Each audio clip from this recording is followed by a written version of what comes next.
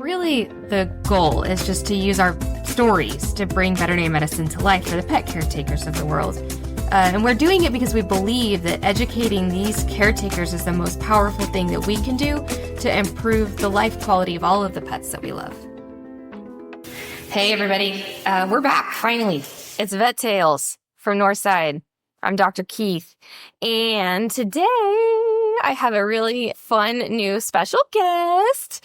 For those of you who have been around Northside for a long, long time, you will know her, Kaitlyn Gregg. We now call her Dr. Kaitlyn Gregg. Weird. I know. So she's back. Kaitlyn grew up at Northside, basically, then went to vet school, then moved and went to a couple different states to do veterinary medicine elsewhere, then had a baby and came back. Yeah, sounds about right. Sounds about right. And she's really, really good at a lot of things. Thanks to Dr. Trussell and Dr. Keith. Yeah. Give the credit to them. Yeah. She's like a little blend of us. And she picked up some things from me and some things from him. And now she's her very own doctor. And I wanted her to talk with us today about cat mouths. Yeah, teeth. Feline Dentistry. Feline Dentistry. Yeah, dentistry is fun in and of itself. Not a lot of people like it. Yeah, I don't like it. No one does. So I do, but I'm weird. Yeah, it takes all kinds, right? Right. So you got into dentistry. I did.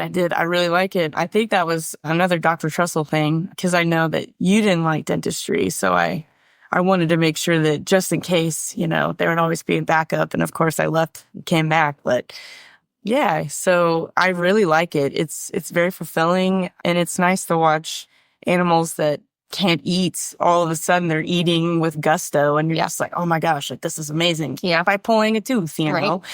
But especially with cats, their mouths are insanely sensitive, as some people may know, specifically with stomatitis or inflammation of that gum tissue back there, around the tongue, around all the teeth. And it can be hard to brush a cat's teeth. I don't know if you've ever tried. I personally, actually, now that you're mentioning it, have not. I just looked at the situation, assessed it from afar, and was like, not for me. Yeah, it's almost impossible to brush a cat's teeth. Like they really don't like it. I can see it. Well, and I mean, they're just so tiny. I know, their mouths are so tiny. There. Yeah, it's really hard. So that's why a lot of times, brushing, of course, is helpful, but I'll recommend water additives for cats for home dental care or treats, like greeny treats and stuff like that. They can crunch. Things that they can crunch, because cats, as we all know, they are very much their own creature and they like to do things their way. And that's okay. Yeah. It's okay. Yep. And so then sometimes we have to stuff in the middle of it when things go awry. Yep. But especially with just routine cleanings, like that is important. I know we don't always think about that, but just, getting their teeth cleaned is good. And we can always assess, do they have this severe inflammation or anything like that? Disease processes. Yeah. Mm-hmm. Well, cats are so good at masking disease too, that unless you're just looking in your cat's mouth, because it's usually the back, we call them the carnasal teeth as sort of their lay term, I guess, or it's not even really the lay term, it's just a word for it. Yeah. You have numbers, you assign them. Yeah. What are they? So I'm not going to lie to you, for cats it's a little harder, but it's usually 208 and 108. Those are the problem children. Yeah, I feel like in my indoor cats, those two teeth are a problem. In 85, I'm making the statistic up, I want to be clear, 85% of cats over the age of 7 have a problem with those. And we should start recommending dentals around 5. Yep, that sounds about right.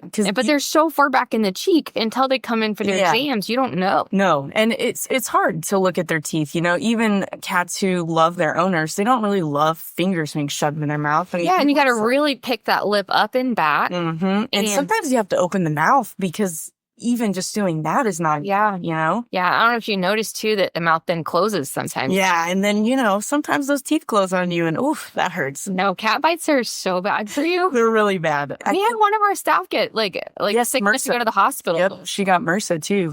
Cat bites are actually worse than human bites. If it goes in a list, it is cat bite, human bite, dog bite. Yeah. And bacteria-wise, anyway. The propensity for infection. Yes. No, the amount of tissue damage might be backwards, actually. Yeah, 100%.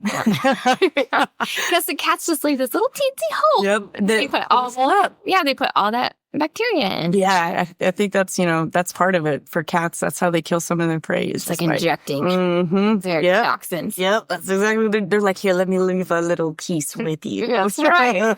Is anybody else thinking Lord of the Rings with the sword and his shoulders? No? What is he said? No, I'm 100% thinking that now. Oh, gee. Okay. Anyway, we digress. So the point is, it was really hard to see their mouths, and that's why we do oral exams on them when they come in. Even if they don't need vaccines every year, we need to be looking in their mouths because it's such a prevalent area for disease processes to begin. Because cats, they'll have tooth issues or dental disease, I should say, and they'll still eat. Oh, yeah. Like, well, think about it. How bad would your mouth have to hurt before you quit eating? Oh, yeah. Especially, though, if you're, like, just thinking on instincts. Like, like, that's what animals do, is they eat to survive. They know. And they'll just, like, I don't survive. They'll just put the food in their mouth and swallow sometimes, or they'll learn to chew on the other side of their mouth. Yep. Is one thing, too, that in case you're like, oh, what is my cat happening in their mouth and you're not ready to get to the vet yet, look at their coat, because a lot of times they'll stop grooming. Yep. They'll start looking a little raggedy. Mm-hmm. Look a little rough. They look patchy, kind of like they get clumpy hair sometimes. Yeah, the little triangulated looking. Yeah. Sometimes a little dirty. Yeah.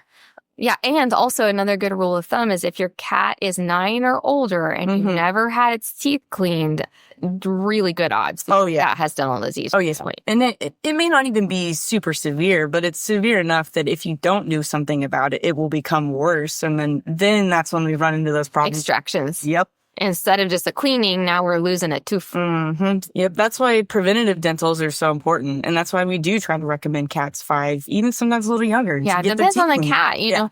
And there's a lot of, like, factors that go into when does a cat start getting dental disease. And so that's why you can't just go by an age. No, because, again, cats, just like every other species, but especially the cats, they're all different. Yeah. Like, I've had a 2-year-old cat who had such severe dental disease, we had to remove all its teeth. Yes.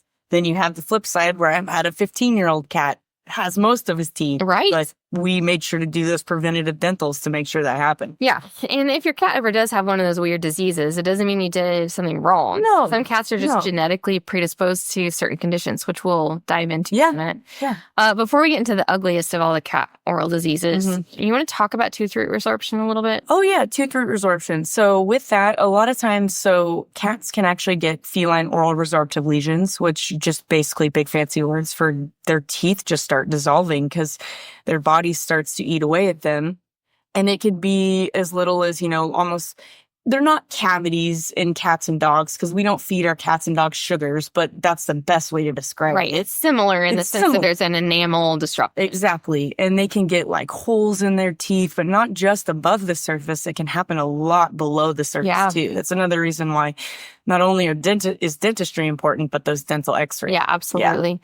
Yeah. I notice on exams, the thing that I see most commonly is it feels like, maybe this again, is just my feelings on it. It's usually the lower teeth and it's right at the gum line and you'll see this little pink area of the tooth and you're like, is that gum sticking up? Oh no, I'm seeing the pink of the tooth because the white is gone. Yeah, so you can see the pulp.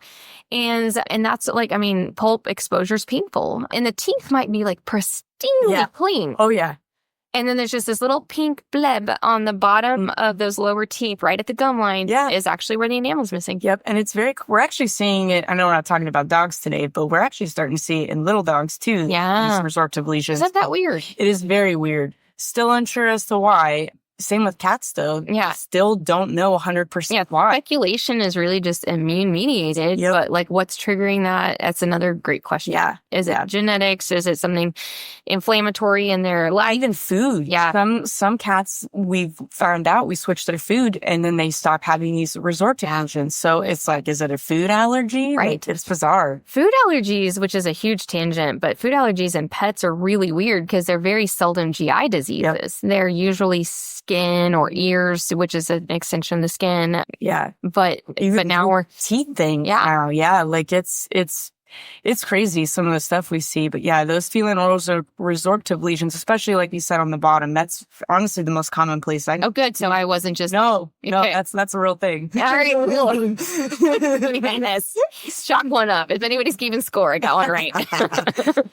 But yeah, that leads us kind of into stomatitis too, because stomatitis is just inflammation of like the gum tissue or the oral tissue, oral cavity in and of itself, just to kind of make it as plain as possible. Yeah.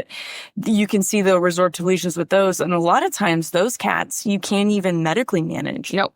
The treatment of choice and the only thing that works 1% of the time, every time, extractions. Oh, yeah. Yeah. And nobody wants to hear that. No. Because we're not talking about extract the tooth. We're talking about extract all of the teeth. What's called an FME or full mouth extraction is the gold standard treatment plan. Like if you actually speak with a feline dentist that's like board certified in dentistry, they will tell you that is the only treatment plan. And that then you start medically managing. Because if you start medically managing, it'll look like the cat's getting better. The disease process is actually advancing under the surface and they're worse off than they were before. Yeah. And I actually just, because of course I had to brush up on this before we came, but I read that it can develop into squamous cell carcinoma, which is a very aggressive type of cancer. In the mouth, especially for cats. Yeah, it's terrifying. Anytime I have a cat that has something weird in its mouth, I'm like, oh, please let it not be squamous cell carcinoma. Oh, yeah. And I didn't even remember learning that in school. I'm sure I did. But I don't know that I did. And, the amount of things that change year to year in veterinary medicine for what we learn as an industry, I wouldn't be surprised if that's relatively new. It probably is. But it makes sense because all chronic inflammation can cause mutation, which can lead to cancer. So that tracks. It's not surprising. Unfortunately, it just sucks, It's one of those things that I hate having to have that conversation with owners. Like, hey, I'm really sorry, but the only way to fix this is we're going to have to pull all those teeth. And the look on clients' faces when you say that, sheer terror. Because they relate it to themselves. They think, what would it be like if I lost them? Can they eat? And the answer is yes. Like, I've had cats come in, because when they have a really bad caudal stomatitis, they'll come in, mouth is slightly ajar, drool is hanging out, they won't swallow, they just sit there with their mouth weird. And they're not grooming and they're not eating, they're losing weight. It's infected, it's inflamed, and it hurts like the dickens. And so then you take them in for their procedure and you give them some pain medication, and the cat that would not eat before the extractions, the day after will go to town on a bowl of food. And if they liked dry food before, they'll eat dry food. Yeah, they still will. I mean, just because they don't have teeth doesn't mean they lose the mechanics of crunching, because trust me, I've been bit by many an animal with no teeth and it still hurt. Well, I used to think about that a lot until my first child, my son, not my first son, I only have one. He was like starting to crawl around. And he got into the dog food bowl.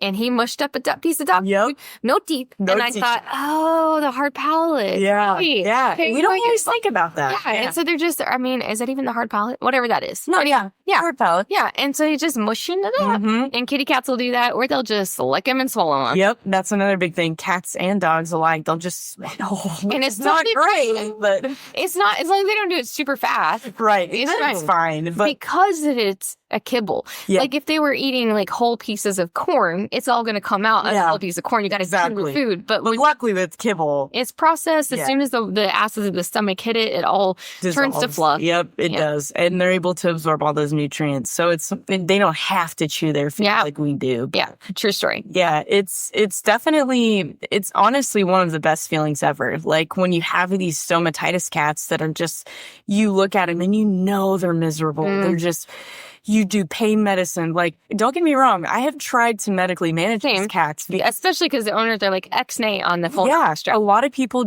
they absolutely refuse or want to do it. And so you're like, well, we can try a Hail Mary. But I'm here to tell you that the end all be all is still going to end the same. Mouth extraction. Yes. And then I've never had an owner regret it. Nope. I've had a couple of cats that we still had to medically manage after. Yes. Which now they are starting to look at the diet changes to see if that helps. Good. And so like hydrolyzed protein and things like that. Yeah. To try to decrease the inflammatory response. But since we don't really know what triggered it, sometimes it helps, sometimes it doesn't. Yeah, it's one of those things that it's patient dependent. Like sometimes just the extraction is all that's needed. Sometimes they have to be put on a low dose steroid or another immunosuppressive like cyclosporine. Yep. But yeah, changing the food, that's like one of the things they recommend now. Yeah. Which is kind of hard because, sometimes not all of those foods have canned versions. Yeah. And not all clients want to feed their toothless cat a kibble, but Right. there are still options. So Yeah, I mean, even you could theoretically home cook for him. Yeah. Get to the same yeah, basic principle. Just like, I don't know how you feel about cooking fish every Sunday that'd be in the crock pot or whatever. smelly. I know. I agree. But anyway, I have a client who's done it. That cat actually did have GI symptoms, but she home cooks. That cat has for years. Nice. Tilapia. Yeah. Oh man, tilapia. Get you some of The that. least smelly fish. Yeah, it actually That's actually an okay Yeah. fish. Yeah.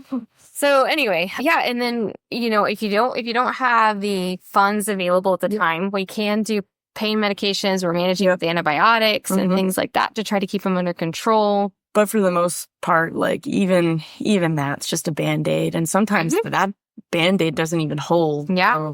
And they used to recommend trying to leave the canines and incisors, and they're getting away from that now. They're like, if you leave the canine, you have to brush them daily. Yep. So if we just want to roll back the podcast 10 minutes and remind everyone how hard it is to brush cats' teeth. Exactly. Now, I have had one client who told me that she was successfully able to do that, but that cat was also part dog. I don't care what anyone says. That it cat was cat dog. Yeah, cat dog. Well, and the canines at least are right up front. So you could probably access those as opposed to the ones in the back, but it's still just... It's hard. It is hard. And honestly, I mean, not all stomatitis cats, but a lot of times those cats are very sensitive to their mouth and they don't want it hurts. canines being touched. Yeah. Like, so it's hard. Like, yeah, it is. It's definitely a challenge. Like, you want to leave teeth because, you don't want to leave the cat with no teeth, but at the end of the day, how's it? Yeah, like, help? I mean, yeah, that's the thing is that if it's a constant source of pain, essentially what's happening, the way I explain it to owners is that the body is treating each tooth like it's a splinter in the mouth. Yep. And it's trying to reject that splinter. But that splinter happens to be concreted into bone. And so it's a very long, drawn-out, painful process. I mean, think about how bad an abscessed splinter in your finger is. Oh, yeah. It's brutal. But and there's no bone involved in that. Yeah, so. and just put it all up in your mouth and try to eat and grow yourself. It's just, it's just not good. Not doable. So as awful as it sounds to think about taking out all the teeth, it is really like a gift to that patient. It really is so much better immediately. It's a whole new cat. I've seen it with my own two eyes, and I've had owners cry. They've called me crying because they're like, oh my God, my cat hasn't groomed itself in 2 years and now it's putting itself, and it hasn't played in 2 years. Right. And they didn't know that it was because it was an oral pain, like for 2 years. Right. So. I mean, what's funny, so my uncle's a dentist. So is my brother. I just thought I'd throw that out. And my 4-year-old wants to be a dentist, but that's not really part of the story. So my uncle's a dentist and he's been at it for a long time. Yeah. And he also has Devon and Cornish Rexes, has had these Rex cats for as long as I can remember. As long as I can remember. Yeah. And so he lives a few hours away, but when the cats get weird, he brings them to me. And so he brings this cat in and I'm like, I think it's a bad tooth, Uncle Larry. And he's like, really? And I was like, yeah. And so we do the dental and we pull a couple of bad teeth and he calls me and he's like, I haven't seen this cat play like this in years. I had no idea. And that's from a dentist. Yeah. So people just don't think about the fact that that mouth hurts that bad that it changes your cat's personality. Yeah. And you don't always notice it because it's gradual. Yeah, it's a gradual change. It's not always a sudden like, oh, I'm going to stop playing. I'm going to stop eating. It usually just slows down. Yeah, so people just think, oh, they're just not as playful as they used to be. They're getting older. Yeah, that's what I always hear. And it's like, actually, it could be a tooth. And it's not always the case. Sometimes it's just arthritis, which we have actually in medicine being like that. Yeah, we do. So Valencia injectable. Monoclonal antibody for arthritis in geriatric patients. It's really easy for cats that way. It is. Yeah. I mean, just for the record, Valencia is amazing for cats with arthritis. Like it literally makes them feel so much better. Oh yeah. And Yeah. Just anytime you make a cat feel better, I feel like it's a very rewarding thing. Yeah. Because they're so good at hiding when they don't feel well. Yes. So when they start to feel well, you're like, that's right. I knew that. Yeah, that's right. Their little personalities come back. It's wonderful. It is. It's like you turn the clock back on. Yeah. It's like you make them younger almost sometimes. But that is how it feels. But yeah, stomatitis it's a beast. Yeah. It definitely is. It's definitely one of those diseases when you open the mouth and you see it, your heart sinks a little bit because you know what you're going to have to deal with. And you know the conversation you're about to have, and a lot of people don't like that conversation. So another thing too about it is cats that tend to struggle like more post-extractions are the ones with the retroviruses. Yes. So especially FIV. Yes. Because most feline leukemia cats, unfortunately, aren't with this long. But the FIV cats, they can live really long lives, but they will struggle with not only things like cystitis more often, but their stomatitis tends to be much worse. Oh, yes. And honestly, they're a lot of times the ones we have to medically manage after. Yeah. Because their body just doesn't heal the way it's supposed to because of that. Their immune system is already under attack and suboptimal and all those things. Yeah. So a lot of times with those kiddos, again, still extraction is the treatment, but a lot of times you kind of prep. Yeah. And a lot of times if I have a cat come in that's getting diagnosed with stomatitis, I go looking for FIV. Because you want to make sure they don't have FIV. Because I was going to change the game plan. I feel like a lot of anytime, I mean, I don't want to say all cats with stomatitis have FIV, but it is pretty like those are usually the more common complications. Yeah, so I feel like stomatitis can happen in any cat, but any cat with FIV is far more likely to have stomatitis. Exactly. And so, keeping an eye out for that. For those of you who don't know, feline immunodeficiency virus is what we're talking about with FIV, which is a bloodborne illness similar to HIV in humans. And it is spread in the same way with like blood and sexual transmission. So usually bites. Usually cats like to fight, but they do. But also the males, will fight more if they're intact, and then if they're breeding a female, they'll bite the female. Yeah. And so spaying and neutering helps decrease dramatically risk of spreading the disease, but they will live really long, healthy lives if you just some of them will get complications, but if you take extra special care of them, they can have really great lives still. Yep, they can. It's definitely, if you want your cat to have a retrovirus, you want it to have FIV. Oh, yeah. It's silly to say, but you definitely don't want feline leukemia. That one, unfortunately, it ends poorly. Every time. Yeah. So, okay, another thing I think is worth saying about stomatitis, I actually was not aware of this, but Dr. Estep was giving us her notes from a lecture she just went to not too long ago about stomatitis. And there's a condition called feline juvenile gingivitis and periodontitis. And it happens in kittens 6 to 7 months old. And it looks very, very similar because they'll get this really proliferative gingivitis where their gums are really poofy and massive. And then on those patients, you just start regular cleanings. You manage the pain, any secondary infection, and then they will typically outgrow it by 2 years old. Nice. So if your cat's 2 years old or over, then you're like, okay, this is going to wind up being an extraction situation with, Another really strong indicator, I think, for how well the cat's going to do is how much inflammation is in the back portion of the mouth on the roof of the mouth, back towards the tonsils. The more swollen that area is versus just around the teeth, the more you're going to have to. If you see, a lot of times, we'll see the inflammation, right at the gum line, but that's why we open the mouth, because that is the big place you have to look at is at the back of the throat. Right. It's what they call the pathognomonic lesion. Yeah. So like what that means is basically when you see this lesion, it is this disease.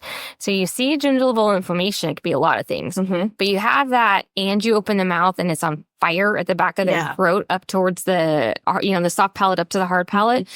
You can basically slam dunk as an immune-mediated caudal stomatitis that's going to require full mouth extraction plus or minus lifelong management. Yep. But anyway, so that's just a little bit of rain for your parade there. Woo! Yeah.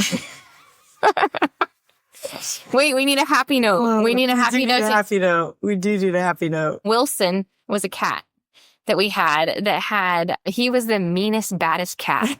He was ferocious.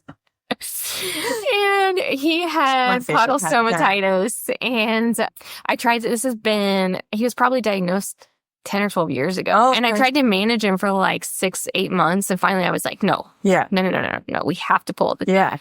And so we did, and he was way less of a jerk after that. Yeah. That's actually pretty common. Yeah, though. he was, now don't get me wrong. No, He was no angel. Yeah. Still. Still has the sass. And that's okay. And I think that part of it too is just like we knew he was bluffing at that point. He was just like, oh, I don't got teeth now. Yeah. Unfair. Unfair.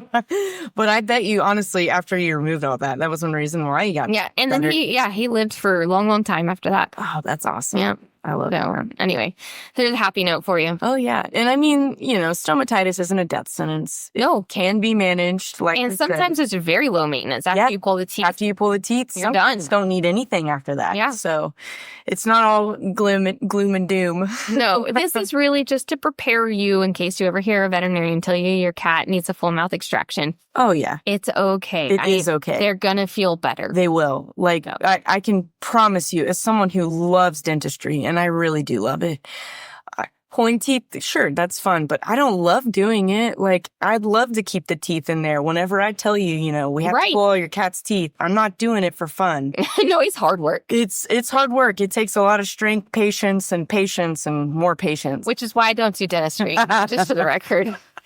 My patience meter is way too low. You're patient about other stuff. It's okay. That's true. I'm patient with other things for sure. Just not standing there with the elevation. Yeah, yes. Just constantly making little tiny movements with your wrist so you don't break the tooth that's you extracted. Yes. No thanks. But yeah, I love dentistry. It's not that, I want to sit there and pull all your cat's teeth, but I can promise you, if we're telling you that, it's for a reason. It changed their life. It does. For the better. For the better. And that's what we're here for. Indeed. All right, cool. So that's it on caudal stomatitis. Thank you, Dr. Gregg. Of course. Anytime. Yeah. The two doctors with the men last names. Yeah. Gregg and Keith. Greg and Keith. All right. We will check out. Oh, I wanted to say this in case you're listening still. Apologize for the delays in between episodes. Even though we've got 5 doctors now, it's just like every time we block off for these podcasts, there's like, busy. Yeah, it's busy. There's an emergency. There's a walk-in. Somebody's got DKA. Like, it's a whole thing. Yeah. And so thank you for your patience and understanding as we are rather sporadic in our publishing frequency. So hang in there with us. When we can, we'll put them up. And when we can't, listen to us on replay because we're really funny the second or third time. Yeah. You'll have to trust Sometimes the first time, too. Every now and again. And we think we're funny. We think we're funny. All right. That's all. You know where to find us if you need us. Okay, bye. Bye.